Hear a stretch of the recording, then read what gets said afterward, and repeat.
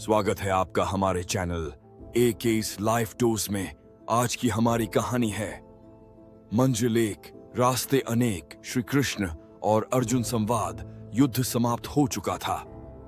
शांत वातावरण में अर्जुन और श्री कृष्ण रथ पर बैठे कुरुक्षेत्र की भूमि देख रहे थे।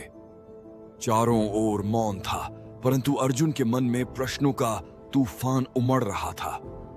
अर्जुन का प्रश्न, मधुसूदन, आज मैंने धर्म की रक्षा के लिए युद्ध लड़ा, किंतु जब मैं चारों ओर देखता हूं तो मन में अनेक प्रश्न उठते हैं।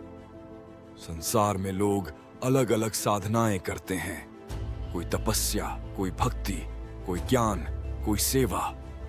क्या ये सब मार्ग अलग अलग नहीं हैं? और यदि हां, तो इनमें से सही मार्ग कौन सा है?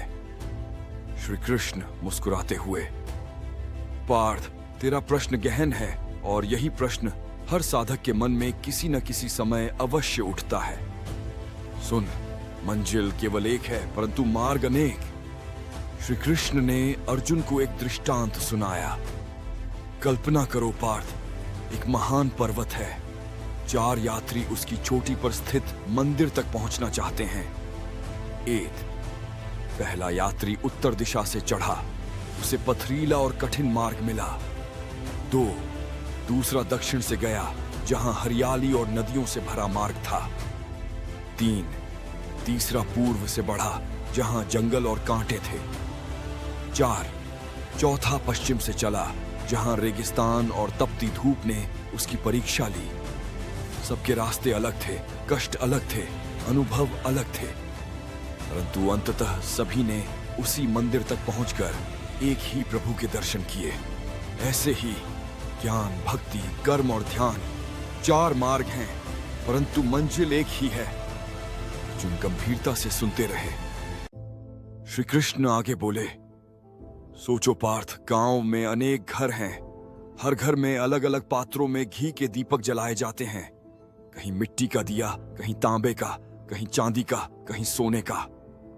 पात्र अलग हैं, घी अलग अलग मात्रा का है, बाती का आकार अलग है, परंतु जलने पर सब में से एक ही प्रकाश निकलता है। इसी प्रकार साधक चाहे किसी भी मार्ग से साधना करे, जब उसका हृदय पवित्र होता है तो उसमें वही दिव्य ज्योति प्रकट होती है। अर्जुन बोला, मधुसूदन, यह तो सत्य है, परंतु लोग अपने धर्म, पंथ और परंपरा को ही श्रेष्ठ मानते हैं और दूसरों को तुच्छ समझते हैं। यह भेदभाव क्यों? श्री कृष्ण बोले, सुनो पार्थ, जैसे जल अलग अलग नामों से पुकारा जाता है, कोई पानी कहे, कोई जल, कोई वाटर्स, कोई आब। नाम अलग हैं, भाषा अलग है, परंतु प्यास बुझाने की क्षमता सब में समान है। सही, धर्म और पंथ के मार्ग भिन्न हैं, परंतु सबका लक्ष्य मानव को सत्य, करुणा, प्रेम और ईश्वर की ओर ले जाना है। जो यह समझ लेता है, उसका दृष्टिकोण व्यापक हो जाता है। श्री कृष्ण ने अपने हाथ से पास के वटवृक्ष की ओर इशारा किया। देखो पार्थ, इस वृक्ष की कितनी शाखाएं हैं। हर शाखा अलग दिशा में फैली है। कोई ऊपर बढ़ रही है, कोई नीचे झुक रही है, कोई दाएं फैल रही है, कोई बाएं। यदि कोई केवल शाखा को देखे तो उसे लगेगा कि सब अलग अलग हैं, किंतु यदि वह जड़ों तक पहुंचे तो समझ जाएगा कि सबका आधार एक ही है। साधना के मार्ग भी ऐसे ही हैं, ऊपर नीचे, दाएं बाएं दिखाई देते हैं, परंतु सबकी जड़ परमात्मा ही है। अब अर्जुन का संशय मिटा, अर्जुन की आंखों में चमक आ गई। तभी अर्जुन बोला, मधुसूदन, अब मैं समझ गया। मार्ग चाहे कोई भी हो, साधना का मूल उद्देश्य आत्मा को शुद्ध करना और परमात्मा से मिलना है। हमें केवल अपने चुने हुए मार्ग पर निष्ठा से चलना है और दूसरों के मार्ग का भी सम्मान करना है। श्री कृष्ण मधुर मुस्कान के साथ, सत्य कहा पार्थ। भक्ति करने वाला हृदय से परमात्मा को पाता है। ज्ञान साधक बुद्धि से सत्य तक पहुंचता है। कर्मयोगी सेवा से प्रभु को पाता है।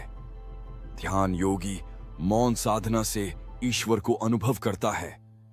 जैसे अलग अलग नदियां अंततः सागर में मिलती हैं, वैसे ही ये सब मार्ग परमात्मा में मिलते हैं। इसलिए सदैव याद रखो, मंजिल एक है पर रास्ते अनेक हैं। इस प्रकार श्री कृष्ण ने अर्जुन का संशय मिटाकर उसे जीवन का अमूल्य रहस्य बताया। सच्चाई यही है कि हम किसी भी मार्ग से चलें, यदि हमारा लक्ष्य ईश्वर, सत्य और करुणा है तो हम अवश्य अपनी मंजिल तक पहुंचेंगे। आपको हमारी ये कहानी अच्छी लगी तो लाइक करें और हमारे चैनल को सब्सक्राइब जरूर करें। धन्यवाद।